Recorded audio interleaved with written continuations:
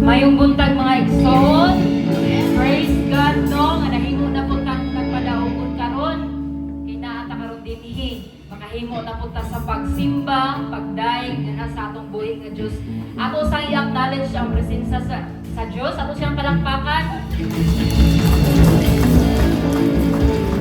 I want to share my testimony. Bubo ra nino ang testimony ni Ate Joy kung unsa gyud ka maayo ang Ginoo. Labi na karong adlaw, karong kabuntagon. Sa among pagpadulong dinhi nakaagi ni og disgrasya. Motor og ang baw-baw.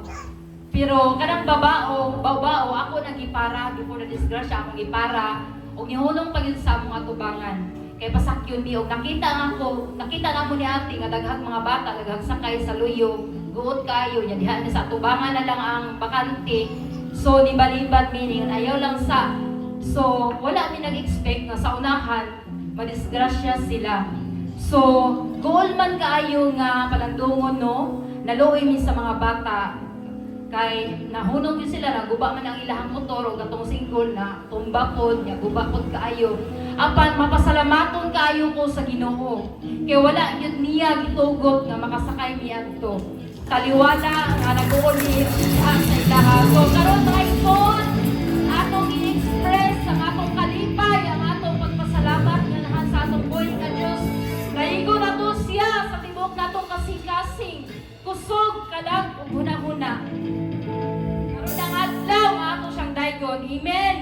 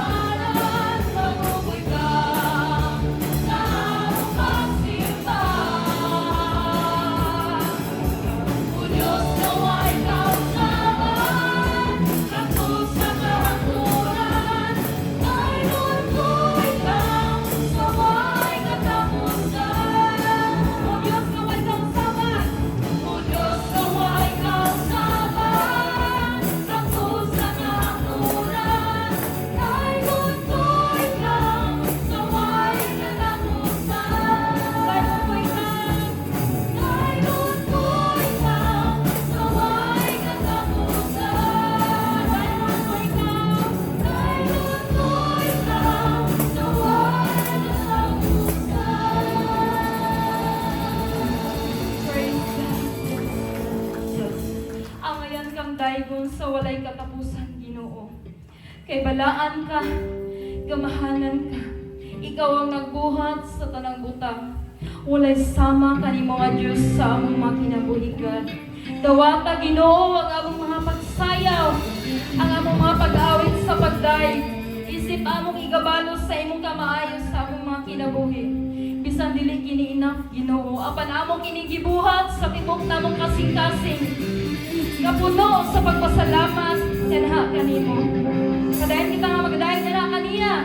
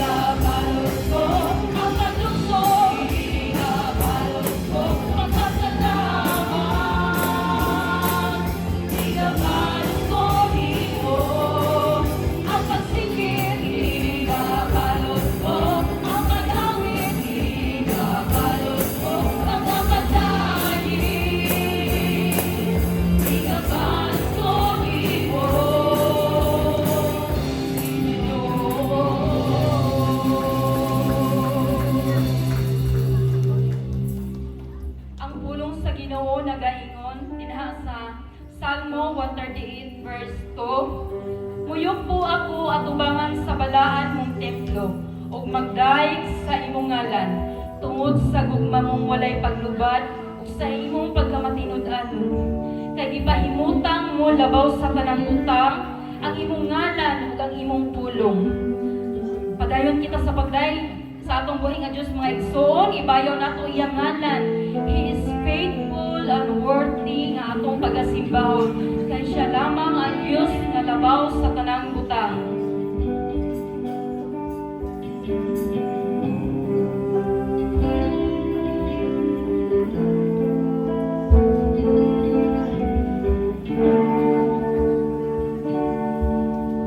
Mahunsa man ng mga katigayunan, mawala ka sa akong giliran.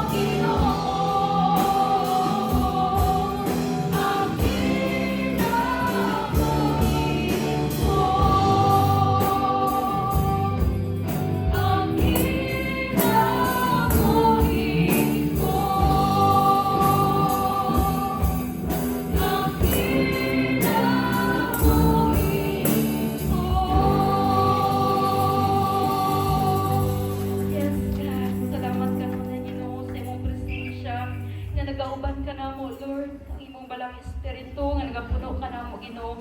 Among ibalik ang tanang dungog, ang tanang himaya, ang tanang pagpasalamat, pagday, kanha lamang sa atong buhi nga Dios, sa ato siyang palakpakan.